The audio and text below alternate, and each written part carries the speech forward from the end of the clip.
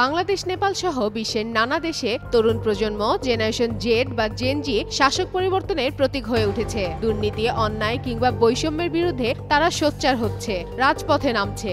এবার সেই তরুণদের জাগরণ দেখা গেল ল্যাটিন আমেরিকার দেশ পেরুতেও। শনিবার রাজধানীর লিমায় শত শত তরুণ তরুণী রাস্তায় নামে। অভিযোগ তুলে দেশে দুর্নীতি, চাঁদাবাজি আর সংগঠিত অপরাধ বেড়ে গেছে। পাশাপাশি যুক্ত হয়েছে নতুন পেনশন সংস্কার আইন, যার ফলে তরুণদের বাধ্যতামূলকভাবে বেসরকারি পেনশন ফান্ডে যুক্ত হতে হবে।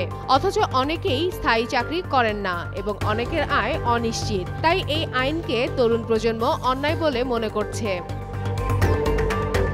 বিক্ষোভ প্রথমে শান্তিপূর্ণভাবে শুরু হলেও পরে তার রূপ নেয় সংঘর্ষে। বিক্ষোভকারীরা লিমায় প্রেসিডেন্ট ভবন এবং কংগ্রেস ভবনের দিকে অগ্রসর হওয়ার চেষ্টা করলে সংঘর্ষ ছড়িয়ে পড়ে।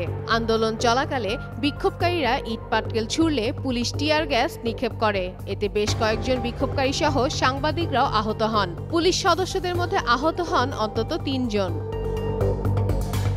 এদিকে বিক্ষোভকারীদের কথাতেই ক্ষোভ স্পষ্টভাবে ফুটে উঠেছে। বিক্ষোভকারীরা বলছেন, আগের তুলনায় এখন দেশে গণতন্ত্র কমে গেছে, মানুষ ভয়ে চুপ থাকে, কংগ্রেস জনগণের অনুমোদন ছাড়াই সিদ্ধান্ত নিচ্ছে এবং দেশকে ধ্বংস করছে।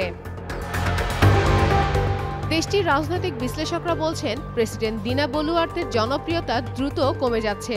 দুর্নীতি আর অপরাধের কারণে সাধারণ মানুষ সরকারের ওপর আস্থা হারাচ্ছে। তবে এই বিক্ষোভ দেখিয়ে দিল, জেনজি প্রজন্ম কেবল সোশ্যাল মিডিয়ায় নয়, রাজপথেও দৃঢ় কণ্ঠস্বর তুলতে পারে।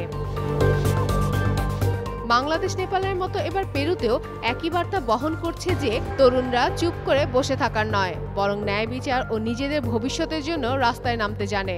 অন্যায়ের বিরুদ্ধে কথা বলতে ভয় না পাওয়া এই প্রজন্ম ইতিমধ্যেই অনেক দেশে নতুন রাজনৈতিক চেতনার জন্ম দিয়ে বিশ্বকে দেখিয়ে দিয়েছে যে তারা সব পারে। ফাতেমা ফাতেহ জান, যুগান্তর নিউজ।